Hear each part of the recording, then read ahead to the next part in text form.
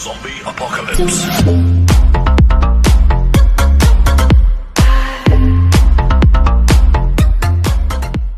Yun, nasira. Bali, re-repair natin yung pinaka-chassis niya. Yan. Nasira. Dinala lang kanina. Go! Ayun, sira. Ay. Yan, so bali ito yung re-repair yung bulok. Ugay mo nga. Ayan, ayun yung pinaka-bulok niya. Ito bulok, i-ayos natin yan. Yan, ito yung motor. Ugay mo, pre. Ayan. Yan, putol yan, bali yan, i-repair na. Tapos ibabalance na yung pinaka, ito, bulok. Ito, bulok. Tapos ito, may sira na to. Bulok na. Palitan na yan. Ayan. Ayan. Dito tayo focus talaga sa chassis. Okay. So, ayan na. Na-repair na yung unang bahagi ng yugto. So, ito naman susunod, kakat. Yan yung pinat na yan. Tinanggal mo na yung bulok. Tapos, papasukan pa natin ng tubo yan.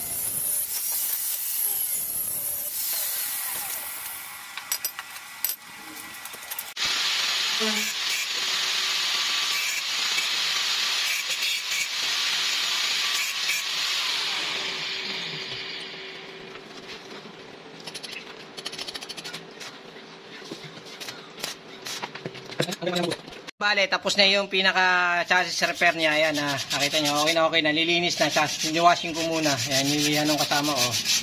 Yung chassis na Mio.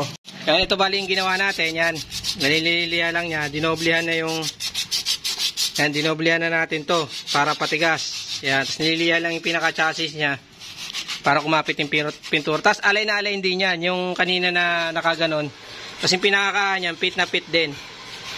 Tapos nilinis muna natin tong motor. O yan. Nilinis muna natin. Tapos okay na yan. Bali ito, bulok lahat yan. Tsaka part na yan. Ayan, okay.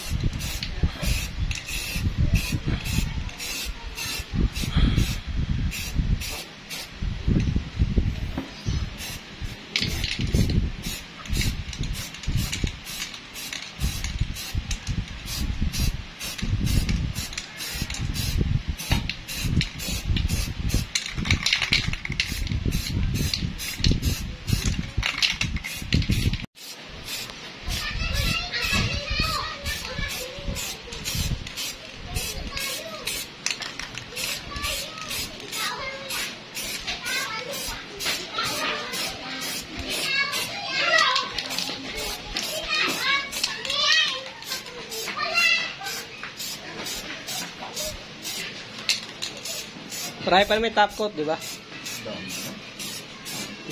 Ano lang, yung hapyaw lang gawin mo. Pag masyadong makapal, hindi mo maganda pag makapal masyado.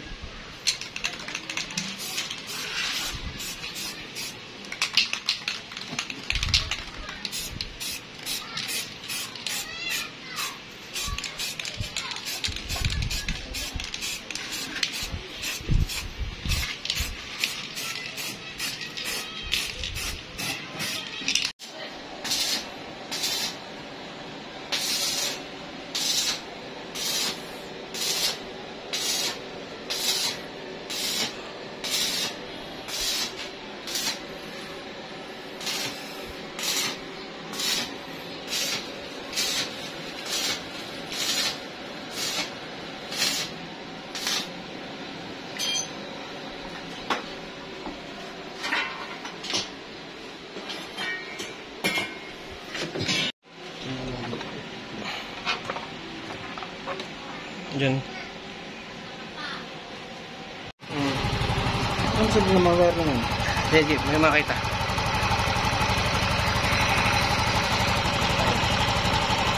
Bulok na sir, bulok. Bulok na. Kaya yung manda restarter. Yes, product.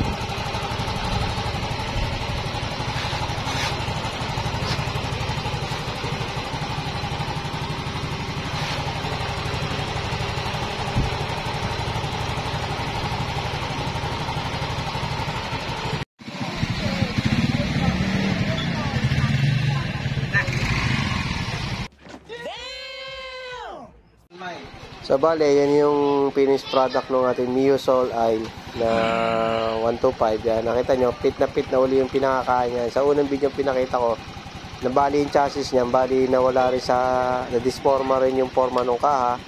Tsaka yung pinaka-fitting niya, nawala na rin. Yan, shoutout sa iyo sir, yan. Bali, okay na yung pinagawa sa atin.